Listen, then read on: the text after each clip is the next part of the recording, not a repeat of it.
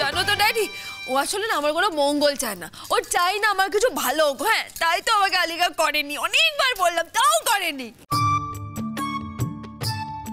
ঠিক আছে ঠিক আছে, সৌজন্য ওর মনে খুব আঘাত লেগেছে। ওই কি একটা রিচুয়াল আছে, কি আলিগানা কি বলছো তোমরা সবাই, যেটা তুমি করোনি, ওর খুব খারাপ লেগেছে। তুমি ওটা করে দিও বাবা, হ্যাঁ করে দিও ওটা। করে দেবে ডাক্তারবাবু, সব করে দেবে। আপনি এইসব নিয়ে কোনো চিন্তা করবেন না, সব বাবিন করে দেবে। কাল থেকেই তো সব শুরু হয়ে যাবে, কি বল? হ্যাঁ, কি হলো কি হলো? আমার আর এখন ওসবের দরকার নেই। যখন করার ছিল তখনই করেনি, আবার এখন করতে আসছে। রিচুয়ালের সময় না রিচুয়াল করতে হয়, এখন করে আর কি হবে? হ্যাঁ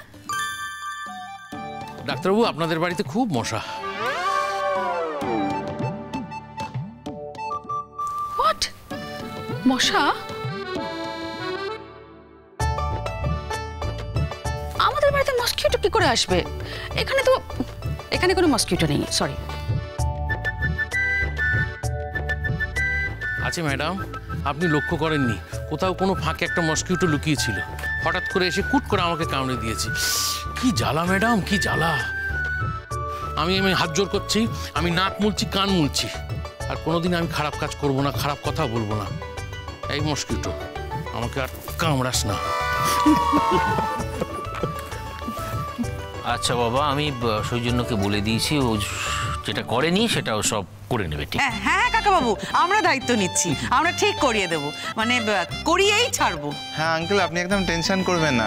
ওই সোনাদা খালি আলিগা আর কি, আলিগা করবেই, একদম আলিগা। হ্যাঁ কাকাবাবু, দেখবেন একদিন এই গুনগুন আপনাকে ঠিক বলবে যে সৌজন্য সেদিন যেটা করেনি ও পরে সেটা করে দিয়েছে। আলিগা তার মানে তোমরা জানো না কি করেনি, তা বলছো না কেন?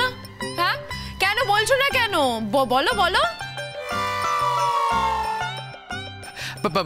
ভুলে গেছি, মানে এত রকম রিচুয়াল ছিল যে মানে গুলিয়ে গেছে, একদম গুলিয়ে। তোর গুলিয়ে গেছিল? কমপ্লিটলি। তুমি বাড়ি চলো, তারপর আমরা মনে করে আলোচনা করব, একটা সিদ্ধান্তে পৌঁছানো যাবে, তখন বলে দেবো। গুলিয়ে গেছে। এটাই তো, আমারও তো কিছুতেই মনে পড়ছে না, তো লাগে না। আচ্ছা আচ্ছা ঠিক আছে ঠিক আছে, যখন মনে পড়বে তখন বলবো।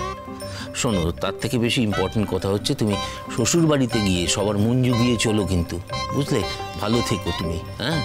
আর তোমাকে নিয়ে কেউ যেন কোনো কথা না কোনোদিন বলতে পারে, সেটা দেখো তুমি। ড্যাডি, তোমার সাথে আমার একটা কথা হয়েছিল, তোমার মনে আছে তো? কি কথা মা? ও মা, মনে নেই তোমার? ওই যে বলেছিলাম 365 ডেজ, মানে 1 বছর, নট মোর দ্যান দ্যাট কিন্তু। হ্যাঁ মনে আছে তো তোমার? বুঝলাম না। বুঝলে না মানে? তোমার কি পটকাতের মতো অবস্থা হয়েছে নাকি? হ্যাঁ, রাত্রেবেলা কথা বলেছে, দিনের বেলা ভুলে গেছে। তুমিও ভুলে গেছো? তোমাকে বলেছিলাম তো, মনে নেই কি আমি এই মানুষটার সাথে খালি 365 ডেজ থাকবো, তারপরে কিন্তু আমি চলে আসব। তোমাকে আগেই বলেছিলাম, তাও যাওয়ার আগে একবার ফাইনাল করে নিলাম, মনে আছে তো?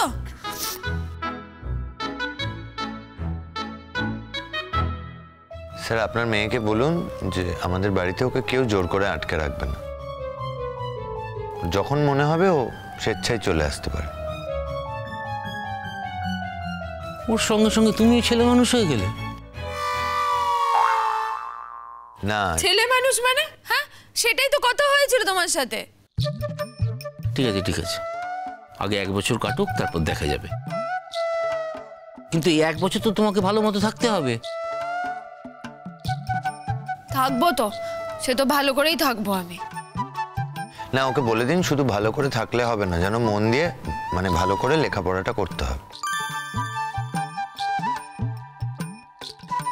আমি এখন কিচ্ছু বলবো না, আমি পুরো দায়িত্ব তোমার ওপর ছেড়ে দিয়েছি, রাদার তোমাদের ওপর ছেড়ে দিয়েছি। এবার তোমরা যা ভালো বুঝবে তাই করো। করবে ডাক্তারবাবু, লেখাপড়া করবে, আমাদের বাড়িতে গিয়ে গান বাজনা করবে, নাচ করবে, তারপর আমাদের সঙ্গে সঙ্গে নাটক টাটক সবই তো করবে, কি বল? একদম একদম একদম।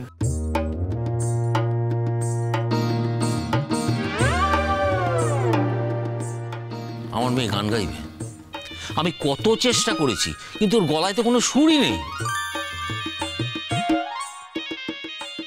না কি বলছেন কাকু, কি সুন্দর গান। আর চিন্তা করবেন না, আমাদের মেজকাও তো গান গায়। মেজকা ঠিক ট্রেনিং দিয়ে ওকে একদম তৈরি করে দেবে।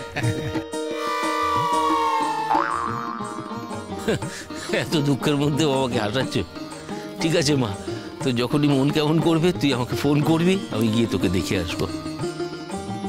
আমি কি জেলখানায় থাকি নাকি? হ্যাঁ, যে তুমি আমাকে গিয়ে দেখে আসবে? হ্যাঁ, শ্বশুর বাড়িটা কি জেলখানা নাকি? আমার যখন ইচ্ছা হবে তখন আমি এখানে চলে আসবো বলে দিলাম। আর আমার যেদিন ভালো লাগবে না সেদিন কিন্তু আমি এখানে এসে থাকবো। অমন করে না মা, বাড়ির বড়দের অনুমতি নিয়ে তারপর আসতে হয়। অনুমতি নেব কেন? হ্যাঁ, কার অনুমতি নেব আমি? আর এখানে আসার জন্য অনুমতি নিতে হবে নাকি? না না গুনগুন, আরে বাবা তুমি আসবে না কেন? আসবে তো। মানে আমাদেরকে যদি একবারটি না বলে আসো, আমাদের বুঝি মন খারাপ হবে না? সেটা তো তোমাদেরকে বলেই আসবো। সেটুকুই, আর বিশেষ কিছু না, মানে আমাদের একটু বলে এলেই হবে। এই চিন্তা হয়তো মন খারাপ চিন্তা।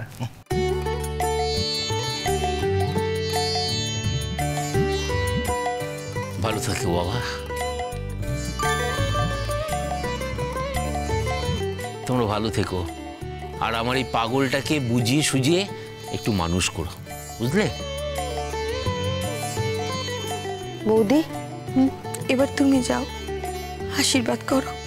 হ্যাঁ, দেখছি।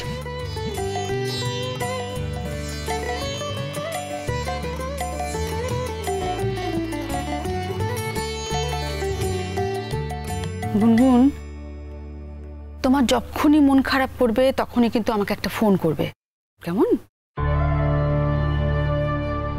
আর তাছাড়া মন খারাপ নিয়ে শ্বশুর বাড়িতে থাকতেই হবে তার তো কোনো মানে নেই। আর সৌজন্য, তোমাকেও বলি, দেখো এই বাড়িতে তো একটা ফ্লোর পুরো ফাঁকা পড়ে থাকে। তাহলে এই অনুষ্ঠানগুলো মিটে গেলে তুমি একটা কাজ করো না, তুমি না হয় দেখো তোমার বাড়িতে তো প্রচুর লোক গিসগিস করছে, তো গুনগুনকে নিয়ে তুমি না হয় এই বাড়িতে চলে এসো। তোমার অফিসের কাজকর্ম আছে, লেখাপড়া আছে, পড়াশোনা আছে, তুমি এখানে কমফোর্টেবলি করতে পারবে, তাই না? কি আসবে তো? না, আসলে আপনাদের বাড়ি তো রাজপ্রাসাদের মতো আমাদের অভ্যেস নেই থাকার। আমাদের বাড়ি এরকম নয়, গিজগিজে লোক দেখতে অভ্যস্ত ছোট থেকে, ওইভাবেই বড় হয়েছি। লোকের ভিড় না থাকলে ভালো লাগবে না। আপনার মেয়ে যাচ্ছে আমার সাথে, যদি ভালো না লাগে নিয়ে চলে আসবেন, অসুবিধা নেই। মানে ওর যদি অসুবিধা হয়, আর আমাকে দয়া করে আপনার এই রাজপ্রাসাদে আর আসতে বলবেন না, মনে রাখবেন কথাটা। আরে তুমি এত রিয়াক্ট করছো কেন? আমি তো তোমার ভালোর জন্য বললাম, আমি তো ভালো কথাই বললাম। কোনটা ভালো কথা, কোনটা মন্দ কথা, কোনটা সমাজে বলতে হয়, কোনটা বলতে হয় না, সেটাই তো তুমি বোঝোনি। যাকে যেটা করতে গেছো সেটা করো, করে চলে এসো। ওকে, তাহলে গুনগুন মা তুমি চলে এসো। দেখো বারবারই বলছি, বিয়ে হয়ে গেলেই যে ওখানে থাকতেই হবে তার তো কোনো মানে নেই, তাই না? যেমন তোমারও বিয়ের পর তুমি আমাদের সাথে থেকেছিলে, তা তো নয়। তো তুমি কি চাইছো, যে আমিও তোমার মতন হয়ে যাই? না, আমি কিছুই বলছি না। আমি শুধু একটা কথাই বলছি, দেখো গুনগুন, এই বাড়িটা তোমার। তোমার যখনই মনে হবে তুমি ওই বাড়িতে একগাদা লোকের সঙ্গে জড়াজড়ি করে থাকতেই হবে তার তো কোনো মানে নেই। তোমার মন খারাপ হলেই তুমি এখানে চলে আসবে, আর এই বাড়ি, এই ঘর, সমস্ত অ্যারেঞ্জমেন্ট একদম ইনট্যাক্ট থাকবে তোমার জন্য। তোমার যখন ইচ্ছে হবে তখনই তুমি চলে আসবে, এটুকুই বলেছি।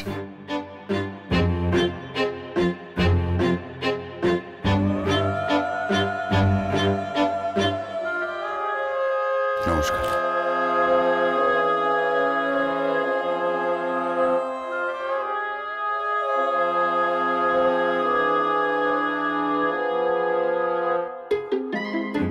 যাক, পার্মানেন্টলি না হয় আসলে না, তবে সপ্তাহে 2-3 দিন অন্তত এসে থেকে যেও। কি আসবে তো? আমাকে বলছেন? ও, আমি তো জানতাম যে আপনি নিজে এখানে থাকবেন না, আপনি এখানকার গেস্ট, আমাকে ইনভাইট করছেন।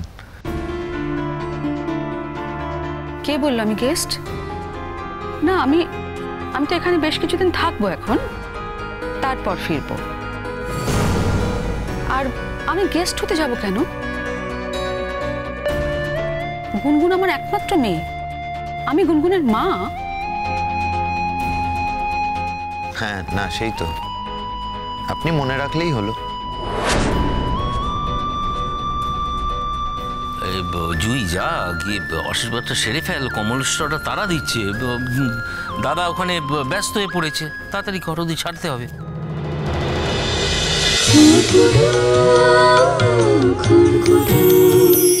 স্টার জলসার প্রিয় শো দেখার জন্য সাবস্ক্রাইব করুন আমাদের ইউটিউব চ্যানেলে এবং আপডেটেড থাকার জন্য প্রেস করুন বেল আইকন।